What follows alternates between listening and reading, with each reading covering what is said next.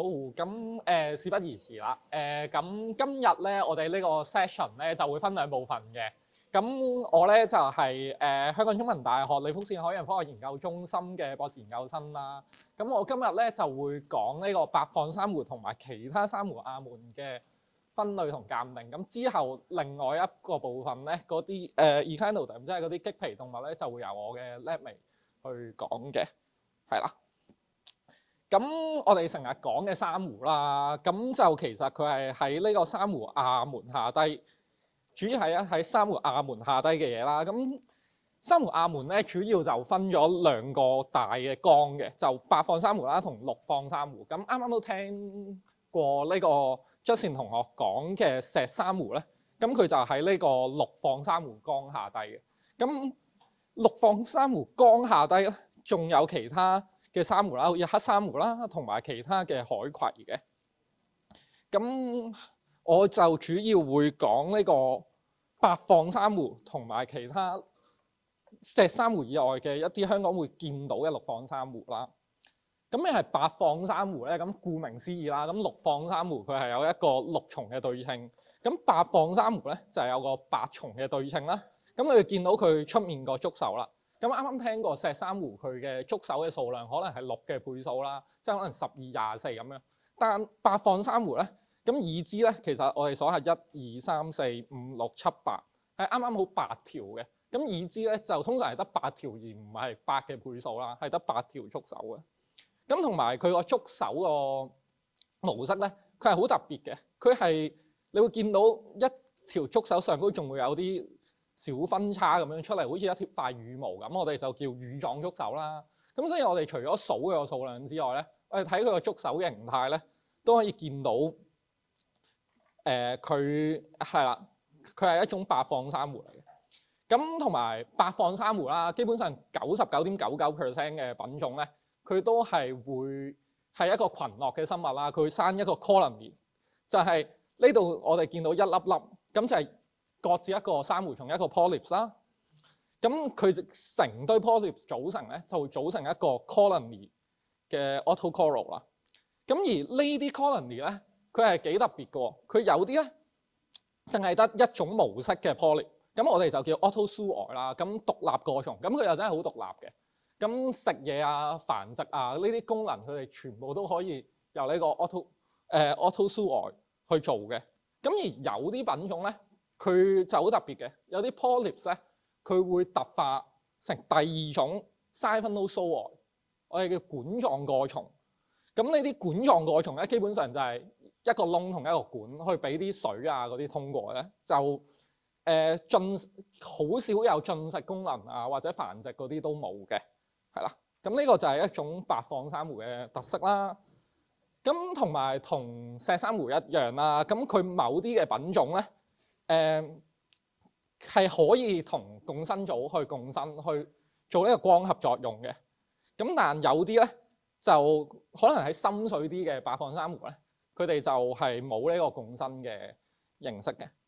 咁主要同石珊瑚有啲唔同啦。啱啱聽過啦，石珊瑚咧佢就可能會分泌一啲外骨骼啦，一啲珊瑚骨喺出面㗎嘛。但大部分嘅白放珊瑚咧，佢係唔生珊瑚骨，就係靠佢體內嘅一啲咁樣嘅骨針。我哋溶咗佢哋啲肉之後咧，就會留低呢啲骨針，由靠呢啲骨針去支撐住呢個白放珊瑚嘅結構嘅。咁你要見到啦，係啦，呢度係兩個唔同品種、唔同屬嘅白放珊瑚啦。你要見到，佢個形狀啦、顏色啦，都係可以有唔同。而呢啲咁嘅骨針嘅形狀、顏色咧，都係一啲好好攞嚟辨認白放珊瑚嘅特徵。但因為我哋呢個計劃啦，同埋我哋亦都唔建議大家去採集呢個白放珊瑚去睇佢嘅骨針。咁所以我哋今日呢個 talk 主要咧就會係從一啲外在嘅特徵去講，教大家點樣去認呢個白放珊瑚啦。咁但係咪所有都係用骨針咧？係有一個例外嘅，就係唔知大家有冇聽過 blue coral 藍珊瑚啦。咁佢咧就都係一啲會有共生組嘅白放珊瑚啦。但佢哋係同石珊瑚一樣，係都係會分泌一啲珊瑚骨出嚟嘅，係啦。咁呢個係唯一一個有例外嘅白況珊瑚啦。咁同埋咧，我哋成日講珊瑚礁，可能大家就會諗起石珊瑚去做礁啦。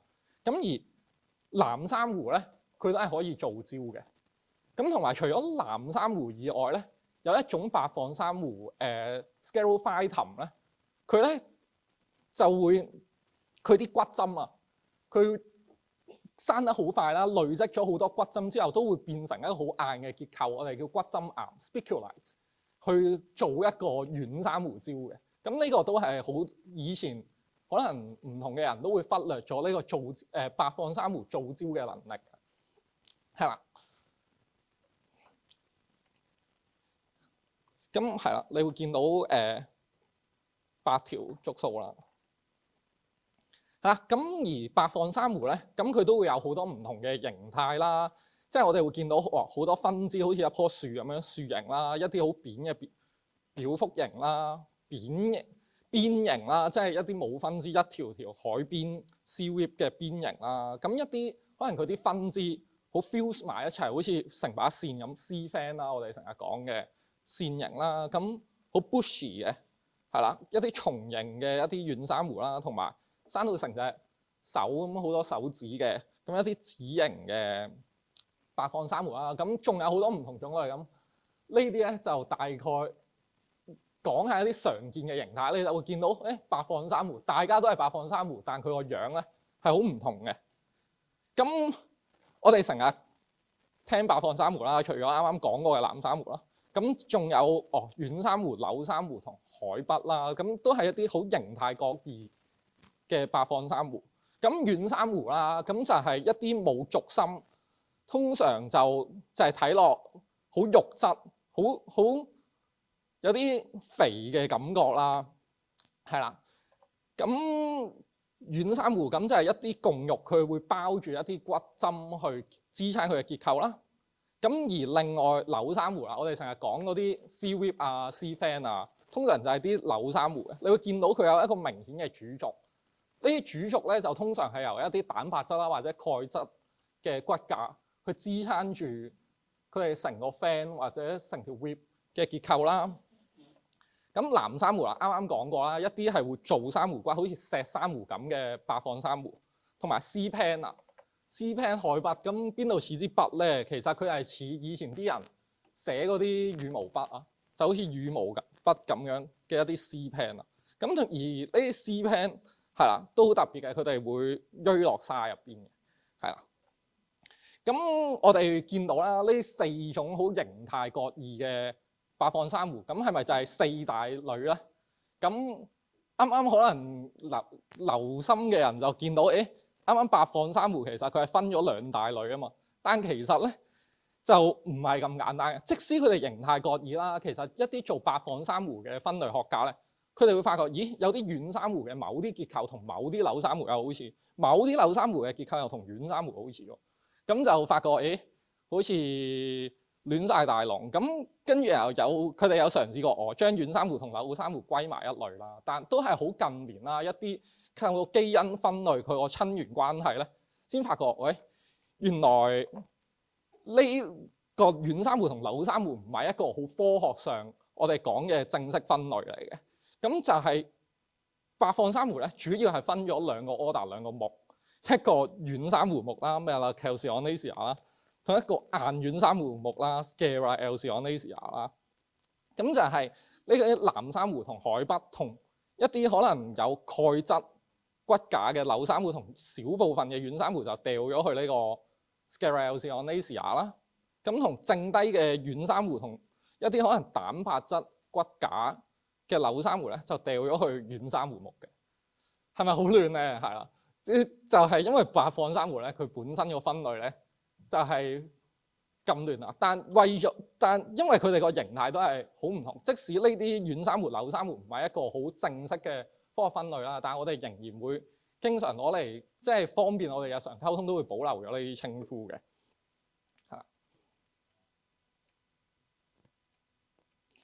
咁係啦，戴翻少少頭盔先啦。咁因為呢個珊瑚嘅分類都係比較亂啦，同埋佢哋嘅形態啊係可以跟住環境咧係好唔同嘅。咁而且個外分類咧好主要靠骨針啦。咁所以咧佢嘅分類咧係會比較亂，同埋即係我都係盡量靠翻我嘅研究啦，可以結合翻一啲以前嘅文獻，盡量去得翻呢啲外觀嘅分類，去俾大家了解翻香港嘅軟珊瑚嘅分類啦。而同樣地啦，因為世界上全世界嘅白放珊瑚有好多種啦，有好多例外啦。咁我今日講嘅一啲分類咧，未必套用到喺出面外國嘅，主要都係聚焦翻喺香港入邊白放珊瑚嘅分類。咁你又見到軟珊瑚目、硬珊瑚目咁樣就有唔同嘅科啦。咁香港咧會揾到其實主要都係一啲軟珊瑚目嘅珊瑚嘅。係啦，咁首先我哋由淺入深啦，我哋講一啲人喺淺水通常會有共生組會做到光合作用嘅一啲軟珊瑚開始啦。呢個就係 Claydiella 牙軟珊瑚屬啦。咁你會見到咧，佢通常就係表腹型生咗喺個海床度咧。佢有時咧會有一啲好似手指咁樣突出嚟嘅。咁佢嗰啲珊瑚體咧，佢本身咧係灰白色，而生咗一啲，因為有蟲黃組會有啲啡色嘅觸手嘅。咁而呢啲觸手咧，通常係有細細粒、好密集、好平均咁樣分佈喺呢個 colony 上高啦。而呢個 Claydiella 咧，佢係 monomorphic， 即係單態型嘅。咁就淨係得一種我哋啱啱講嗰個 Autozoa 啦。咁同樣都係一種單態性㗎，就係呢個 Sinellaria brassica 啦，金藍紫軟珊瑚啦。咁佢個中文名有啲吊詭嘅。即係啱啱你見到好手指嘅嗰個牙軟珊瑚啦，就唔叫紫型啦。但呢個反而扁平咧，就叫去紫軟珊瑚。點解咧？就其實咧就係因為呢個 Sinellaria 咧，佢曾經係一個好多品種嘅一個珊瑚。咁而好多品種都係真係生到成隻手指咁嘅。但又係因為呢個萬惡嘅基因鑑定咧，就將大部分嘅Sinellaria 掉咗去第二個 genus Scarophytum 啦，咁而淨係留低呢個好唔手指嘅喺呢個 Sinellaria， 咁佢就繼承咗呢個紫軟珊瑚嘅中文名啦，係啦。咁咩叫金藍咧？咁如果可能熟悉植物分類嘅人嘅朋友咧，都可能會留意到 Brassica， 咁其實就係十字花科，即係一啲我哋生菜啊、金藍啊，佢嗰個屬嘅。咁就係佢個英文嘅 common name 咧，就叫 cabbage coral。咁就係啲人覺得佢好似塊生菜咁樣，就係啦。咁樣金藍，即係金藍可能好聽啲啦。咁就金藍紫軟珊瑚啦。咁樣點樣分呢隻 Sinellaria brassica 咧？咁因為而家成個熟得翻佢呢個品種，咁就基本上 Sinellaria 就係佢噶啦。咁佢咧就同啱啱個 Claydiella 咧都一樣係 monomorphic 嘅。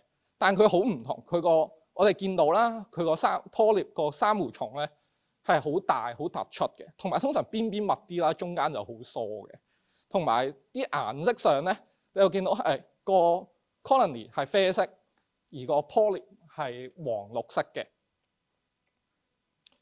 咁繼續講一啲有共生關係嘅一啲軟珊瑚啦。咁呢個喺肉質軟珊瑚科 Sarcophytidae 下低嘅 Sarcophyton 啊，咁呢隻珊瑚就同啱啱唔同啦，佢係 dimorphic 嘅。你會見到呢啲啱啱講啦，一啲獨立個蟲就係大啲嘅呢啲啊，好啲呢啲側邊細細嘅圈咧，就係啱啱講嘅管狀個蟲啊 Siphonozoa 啦。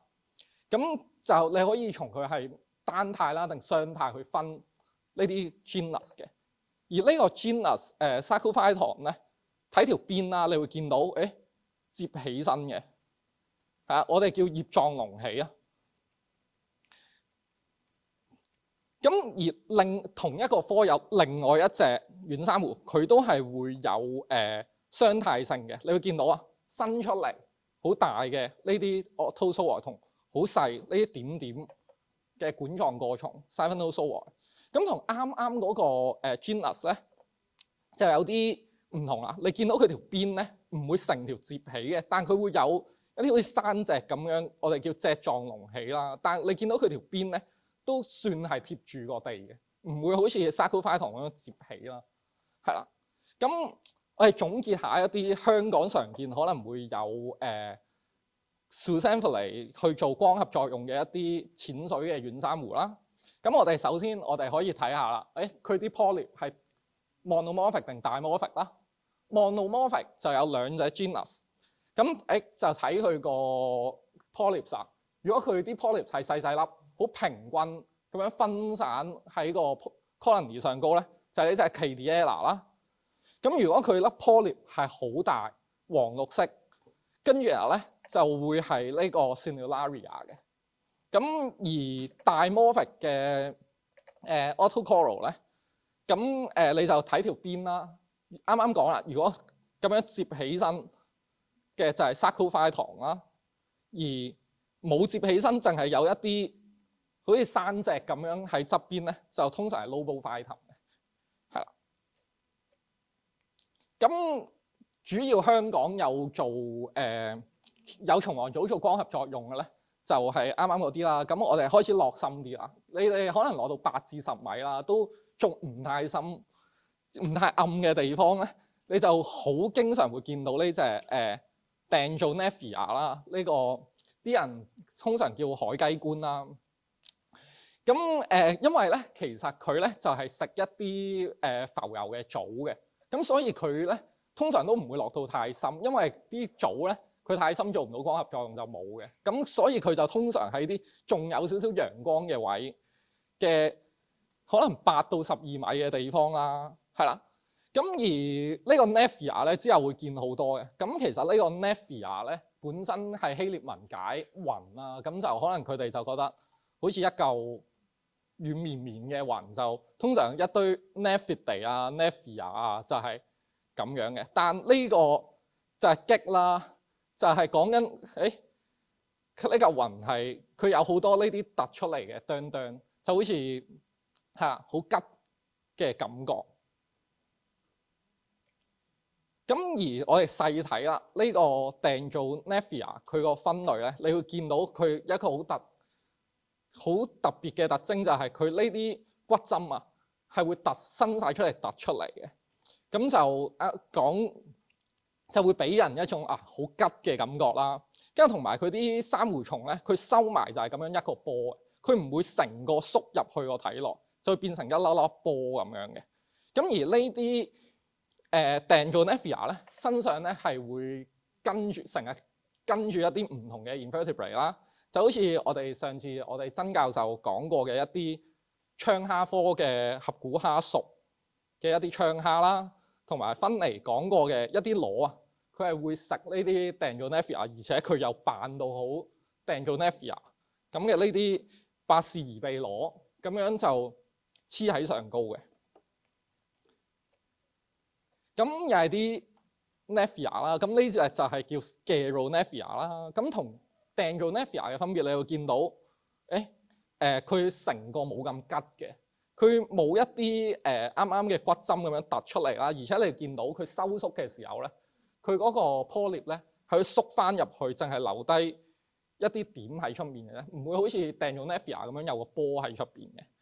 咁而呢隻Scaronephia 咧都成日會黐到一啲蛇星啦，係啦，一啲螺就會喺佢附近啦，同埋呢隻一隻 mollusk 好特別嘅 mollusk 叫波布龍女蠶，佢咧就係好中意食軟珊瑚嘅，而佢咧我哋觀察到咧，即係冇 statistics 去統計過，但係我哋自己觀察到咧，佢係好中意食呢隻 Scaronephia 嘅。係啦，可能就係因為佢冇乜好岩岩巉巉嘅骨啦，所以可能對佢嚟講好易食，所以就同埋呢隻咧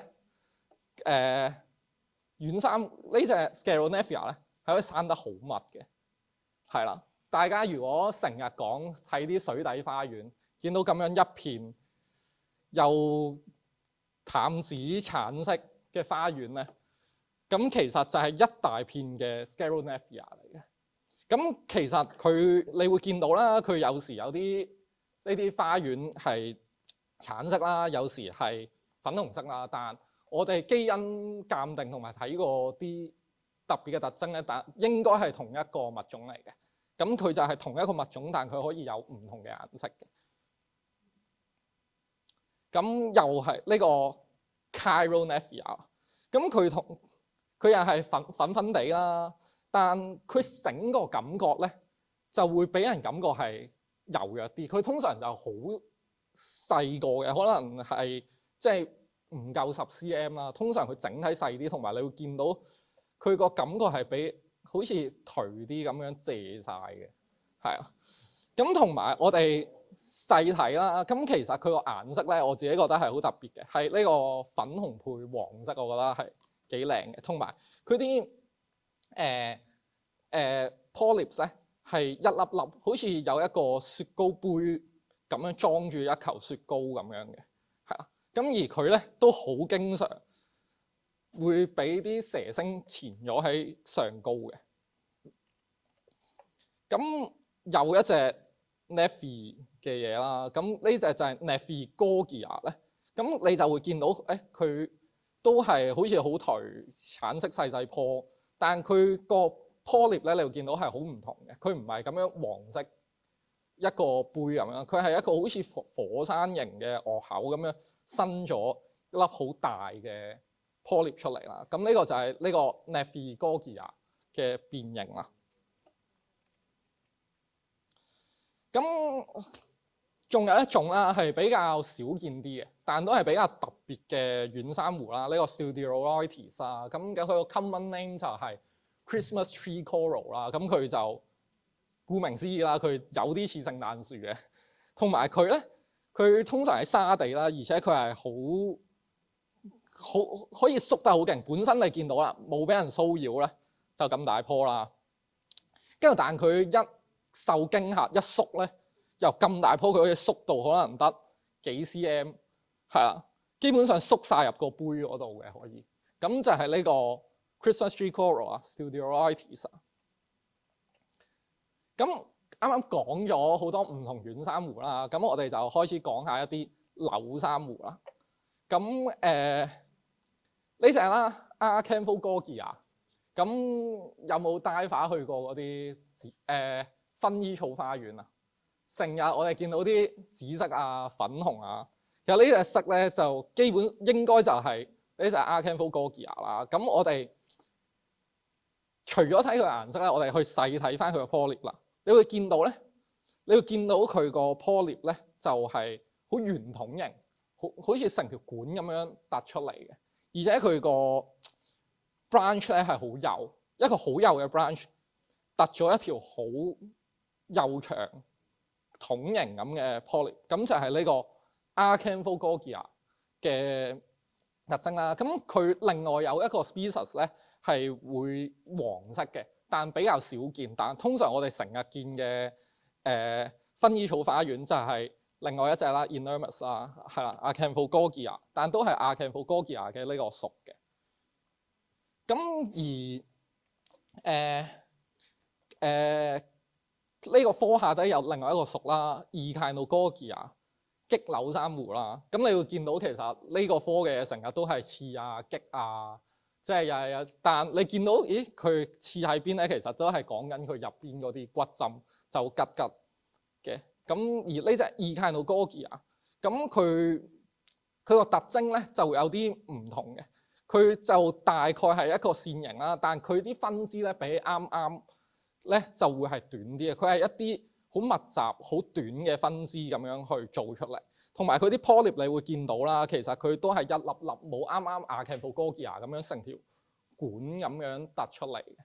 咁呢個就係 Echinogorgia 啦，一種好常見嘅 Echinogorgia，佢個配色就係白色嘅深配呢個紅色嘅 polyp。呢個都係一個幾常見嘅柳珊瑚。咁另外一隻啦 Echinomaresia 呢個尖刺柳珊瑚啊，咁你會見到佢個 branching pattern 咧就同啱啱好唔同。你會見到咧，啱啱嗰啲係分得好密噶嘛，呢個佢成個 colony 嘅 branching 咧，佢係好疏落嘅，有時可能咁樣一條，跟住然後咁樣一支好疏落嘅一個由底分出嚟嘅分支啦，而且你會見到佢係通常係打橫成直角咁樣分支之後再向上生嘅。咁我哋喺香港常見嘅兩個 species 有一個係紅色啦，一個白色啦。紅色嘅就係呢個 Indomalacensis 啦，咁而白色呢隻尖刺尖柳珊瑚咧就係咁樣白色嘅，係啦。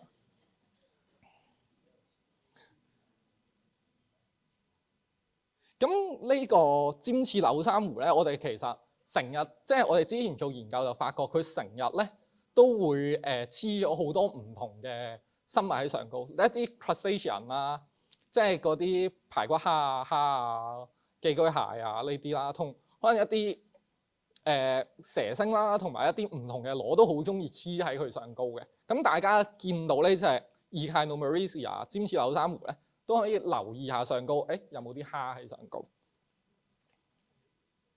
跟住然後另外一隻我諗大家都好常見嘅一種柳珊瑚啦 ，Manila。咁我自己覺得佢比較容易認，又係佢個配色啦。佢橙色嘅骨配白色嘅 polyp 就好大 contrast 嘅，係啦。咁而佢個分支啦，你都會見到，又係好疏落啦，喺底嗰度，通常喺底嗰度分。跟住又向上，好疏落、好長嘅分支。咁呢啲咧，呢隻佢係可以生到好大棵嘅。我同我 Lemmy 分離試過喺小交椅見到一個差唔多米幾咁高嘅 Manila 嘅，係嗰下都幾震撼。咁佢上高又成日會黐啲蛇星嘅，係啦。咁另外一隻刺柳珊瑚嘅屬啦，蓋爾哥吉亞啦，咁佢個配色就好靚嘅，係一個藍色嘅配色啦，跟住又同埋佢啲分支都係比較疏落嘅，係啦。但我哋都有見過啲可能唔係藍色，係可能偏白色嘅蓋爾哥吉亞嚇。咁跟住仲有呢隻啦，係我自己揾到嘅一個新嘅紀錄嚟嘅。咁佢咧就講一講嗰陣時候嘅故事啦。其實咧嗰陣時候係我得返50巴要上水嘅時候見到佢嘅，但係我就見到呢隻奇奇怪怪咁，但即係生晒泥皮喎。究竟佢係即係好唔同啊，定係真係即係純粹一個生得好樣衰嘅柳珊瑚，定真係好唔同嘅嘢咧？咁我得返50巴我都係啦，攞咗佢返去先。跟住然後翻去發覺做 DNA 咧，佢係一隻淨係得喺紅海啊，即係中東嗰邊有記錄過嘅珊瑚。跟住我就好彩我嗰陣時候攞咗，係啦。咁之後我再翻去同一個地點咧，都揾得翻佢嘅。咁佢嘅特徵咧，我就覺得喺野外咧，佢就係咯，就係唔知點解生晒泥皮，因為可能佢個表面好粗糙，就好容易積泥皮啦。跟住而佢啲白色嘅 polyp 就伸晒出嚟，我自己覺得好似星啦。咁佢以前個名咧就叫 Disco Gorgia 啦。咁我就會覺得好似一個 disco ball 咁樣，好多光點，咁樣就係佢喺野外會見到嗱嚇。跟住另外一種啦，呢個科有好多嘅柳珊瑚。跟住然後 Trimeresia 啦，咁佢咧。佢個 polyp 好靚嘅，佢係有帶住一個好淡嘅紫色，佢個心係橙色啦，跟住有個 polyp 你會見到咧係會帶淡淡嘅紫色嘅。咁而你見到佢嗰個分支啦，佢係我覺得係好中間，佢唔似好似 Manila 咁樣分支伸好長、好疏落，但佢又唔似 Echinogogia 咁樣好密嘅。咁佢就係介乎兩個中間嘅長度。咁如果大家見到橙色啲分支又唔長唔短，跟住有個 polyp 係帶啲淡紫色咧，就可能係呢隻我哋嘅新紀錄呢個 Trimeresia 嘅 tuberculosa 嘅。好啦，咁我哋去下一個花柳珊瑚科嘅 Amphogorgia 啦。咁佢咧就你見到啱啱嗰啲通常係好平面噶嘛，呢隻佢熟咧，你就會見到佢其實佢就唔係好平面嘅，佢啲分支咧係會好 3D 咁樣周圍散嘅，而且又係佢個顏色啦係好靚嘅淡嘅藍色啦，係呢個就係 Amphogogia 你喺 feel 度會見到嘅感覺，一個好淡藍色，啲分支係向住四周圍散嘅。咁佢同一個屬咧，另外一隻 Maricela 咧又變翻好平面。呢隻可能大家成日見嘅 C-Fan 就係咁啦，會生到好大棵，又係可以差唔多成米幾咁大嘅。嚇，咁佢都係同一個科，咁呢個又會生得好平面啦。咁而且佢啲分支咧係短得嚟，佢係好密，同埋佢會大家連埋一齊結成一個 C-Fan 嘅。係啦，咁黃色啦，咁你會見到佢啲分支係真係好90度嘅。如果你細睇嘅話，咁呢隻 Maricela 咧，佢成日黐一隻海參啦，叫方柱翼手參。咁點解佢要黐上去咧？大家估唔估到？點解佢唔會食？佢唔會嗱，呢啲係濾食性嘅，佢唔會食個珊瑚嘅。其實咧就係、唔知大家有冇見過佢食嘢啊？會伸個花出嚟，有啲觸手啊嘛。咁其實咧係因為佢黐喺底咧，啲水流唔多嘅。大家可能遇過流都試過啦，要黐落底啊嘛。咁佢反其道而行啦，佢要多啲流，佢就要爬高啲啦。咁而呢個 Maricela 咧，因為佢都係一個幾結實嘅 C-Fan 啦，佢咁大隻就可以爬喺上去，咁樣開個花去捉水流，去濾食嗰啲嘢食。咁所以咧，佢就會好中意爬呢隻 Maricela 嘅。咁另外一個科啦，星柳珊瑚科啦 ，Astrogorgiidae 嘅 Astrogorgia 啦。咁佢又係佢啲分支咧，又係會向住四周圍生嘅，唔會係一個即係唔係好平面嘅。咁而佢個配色咧就係、又係好大 contrast 嘅紅色骨配呢個黃色 polyp 嘅 Astrogorgia 啦。咁佢啲分支咧都係好90度嘅，係啦。而且你會見到佢嗰啲 polyp 咧係好腫瘤狀嘅，係啊，好突出嚟啦。咁而佢同一個科咧有第二個 genus 嘅 species 叫 Amphoplexarura dimorpha 啦。咁 dimorpha 呢隻字就係啱啱講 dimorphic 啦，但佢係咪真係一個 dimorphic 嘅珊瑚咧？其實唔係嘅，係啱啱 describe 佢個科學家，佢見到啦，我收咗呢個，好似有第二種 polyp 喎，係嘛？跟住又佢就叫，好似有 dimorphic 嘅現象，咁我又掉去另一個 genus 叫 dimorpha 啦。咁樣，但佢之後就發覺，啱啱講過啊嘛，白放珊瑚佢個 polyp 係一個羽狀觸手，但係佢再睇翻，呢個觸手唔係白放珊瑚應該有嘅羽狀觸手嚟喎。跟住我就發覺，佢係一隻水色寄生咗喺上高，好似一個 dimorphic 嘅 polyp。跟住佢就發覺，跟住佢都有跟正翻，呢個唔係 dimorphic 嘅，其實係水色嚟嘅，但佢個名已經改咗啦，即係佢個出世紙已經填咗佢叫 Amphoplexarura dimorpha。咁就通常我哋分類學上我哋唔會改咗個名嘅，咁佢就繼續留低呢個名俾佢。咁所以我哋喺野外啦，佢通常咧，你見到有啲寄生水色生咗喺上高咧，就係呢隻Amphoplexarura dimorpha。咁我哋目前見過會生呢個水色嘅，應該係得佢嘅啫，喺香港。跟住又去到最後啦，一個 Eupezarura 啦，咁你會見到佢都係生喺同一個平面嘅，又係啲分支有啲疏落啦。咁佢通常我哋見到咧係粉紅色嘅，係啦。而佢有一個比較特別嘅特徵，就係你留意下佢嗰個分支嘅哚哚，佢係會有少少腫起身嘅，係啦。未必好明顯，但你會有一種佢腫脹嘅感覺嘅喺個尾嗰度。咁佢嗰啲分支咧就好少會 fuse 埋一齊嘅，通常都係好有少少疏落咁樣分開向上散嘅。咁嘅呢個就係一個 Euploeura 啦。咁我哋啱啱講完 Malachelorsionaceae 嗰個目啦，咁我哋就落去 Sclerosionaceae 啦。咁 Sclerosionaceae 咧都係有一啲軟珊瑚嘅。咁就係呢隻 Paraminabia indica。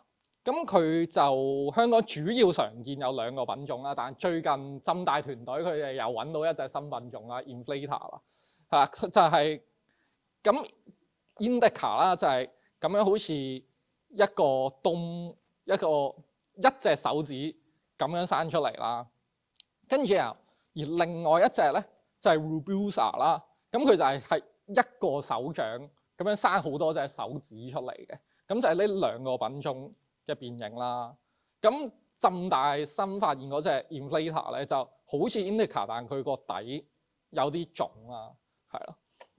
咁佢哋咧會有2種顏色嘅，我哋見過啦。通常有啲咧係會黃色，有啲咧就係會咁樣鮮橙色，但大家都係同一個品種嚟嘅。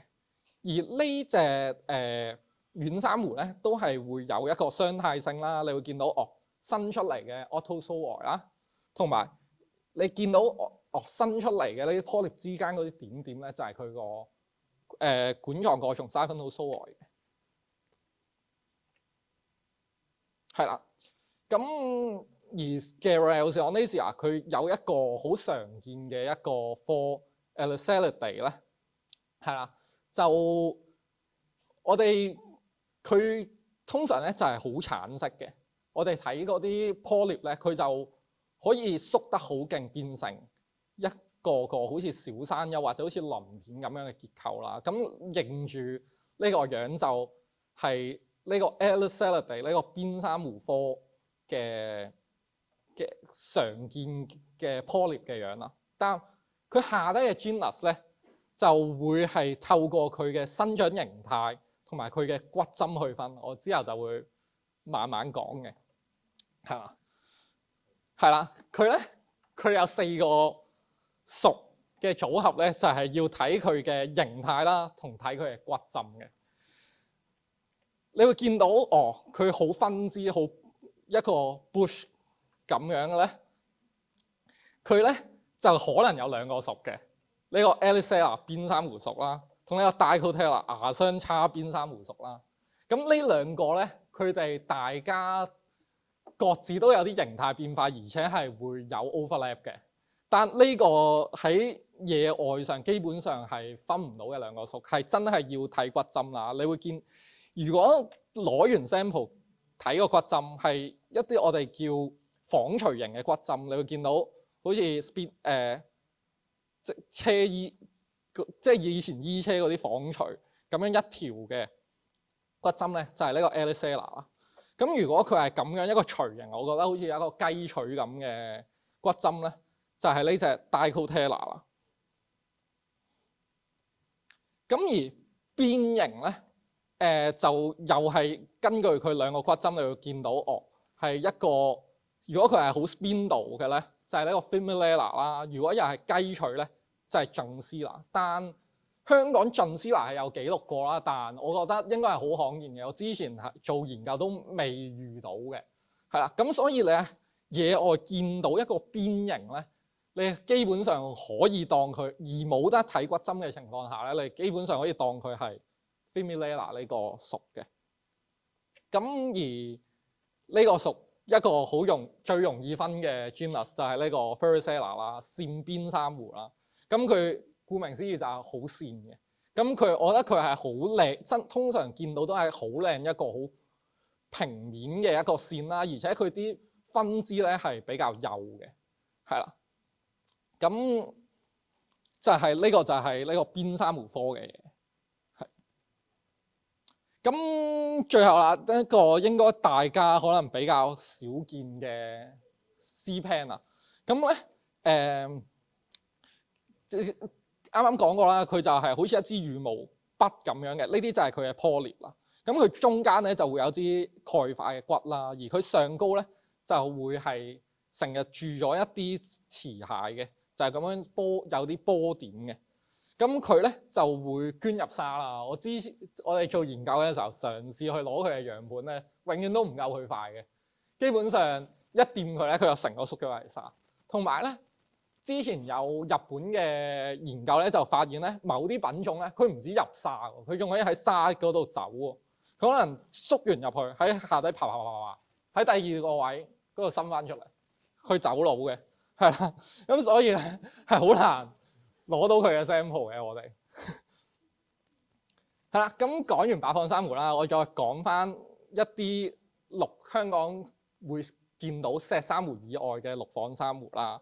咁呢個江下底咧，咁啲目咧就分得清楚好多嘅，係啦。石珊瑚目啦，啱啱講過啦，佢會有珊瑚骨啦。咁黑珊瑚啦，就海葵啦同群體海葵係兩個目嚟嘅。我之後就會再繼續講啦，係啦。呢個黑珊瑚或者叫黑角珊瑚啦，佢邊度黑咧？即係我哋通常見到咁樣啊，白晒。其實佢個黑咧就喺個骨嗰度，佢黑到入骨嚇，個心好黑啦，係啦。跟住然後佢咧，我哋喺香港咧就揾到主要係3個屬啦。呢個 Antipaphus 黑角珊瑚屬，佢就係又係好 bushy 嘅。你會見到佢生完出嚟，好似我自己感覺啦，佢好似垂柳咁樣生完跟住又墮嘅，係啊。呢個就係黑角珊瑚啦。咁佢啲 polyp 咧通常就大粒啲嘅。跟住呢個邊個啦？就呢兩隻好易分嘅。咁就如果佢冇分叉或者得好少嘅分叉，可能就係分1、2條咁樣咧，就係呢隻邊個珊瑚啦 Cercipaphus 啦。咁而另外一隻雖然少見啲，係啊，最近新發現係啦嘅 Myriopaphus 咧，佢都係會有分支嘅，但佢嗰啲分支你會見到係好整齊，好似羽毛咁樣嘅。咁同埋佢成個都係好直立啦，唔似 Antipaphus 咁樣好哚嘅嚇。咁海葵啦，大家應該成日見㗎啦。小丑林最常見、最多最密嘅就係呢啲奶嘴海葵啦。咁奶嘴就係講緊佢個觸手啦。就有時成個波咁樣嘅。但你有時見到小丑林有呢啲啊嘛，其實都係同一個品種，但佢哋因為個環境咧，佢哋有時咧會由一個奶嘴變成咁樣一條好長嘅。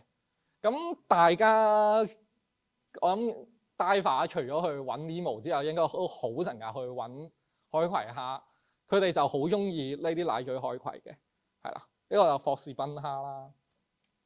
咁而另外一種啦，咁佢通常就唔係啦，冇咁得意啦，係啦。咁就係呢個斑馬海葵啊。咁佢就通常就好似張地氈好扁咁樣喺地下啦，而側邊個邊咧就係好淡色，中間就好深色嘅。咁呢個就係斑馬海葵啦。咁同埋一啲啊，通常就係見到好單丁成個杯咁樣，個身好綠色啦，個觸手就比較多顏色，可能黃色啊、紅色哚哚嘅呢隻就係石小海葵啦，係啦。咁啱啱講過啦，有一啲群體海葵啦，咁佢同啱啱嘅海葵咧係兩個唔同嘅目嘅。咁呢啲係真係一啲好群體，即係一個 colonial 嘅生物啦。佢哋每一個 polyp 之間咧係有連結嘅。即係如果啱啱嗰啲海葵你掂到一隻咧，隔離嗰隻唔會縮嘅。呢啲咧佢群體佢之間係會有神經連結嘅。可能你唔小心掂到一部分啦，佢其餘嘅地方都會有反應會縮嘅。咁呢個就係一啲有群體嘅海葵。咁喺香港嘅就會見到呢隻 Schwanthus 啦。咁而佢好有啲人咧會將佢哋同石珊瑚撈亂嘅。但呢隻群體海葵雖然個樣有少少似石珊瑚啦，但佢咧係唔會有珊瑚骨嘅。咁呢個就係佢哋兩者最大嘅分別啦。係啦，咁我哋啱啱講咗好多白放珊瑚啦。大家如果真係想了解一下咧，其實有呢本書係好推薦大家嘅。大家應該都可以上網去揾到作者佢好好心咁公開嘅電子版嘅，係啦。咁入邊就好詳細講呢個世界唔同嘅 genus 啦，同埋佢哋一啲骨針形態都係一個好好嘅參考嘅書嚟嘅。咁而我哋 lab 咧都有總結過香港一啲常見嘅 autocoral 啦。咁我哋都將某部分嘅分類嘅成果咧放咗喺我哋網，大家可以上 QR code 睇下。但呢度係一部分嚟嘅，如果我哋有資源嘅話，我哋會陸陸續續將我哋有嘅唔同嘅研究成果都會繼續擺上去嘅，係啦。咁我今日分享嘅白放珊瑚同一啲其餘嘅綠放珊瑚就係咁多啦。咁就交俾我嘅 lab mate 就去講呢個棘皮動物門咯。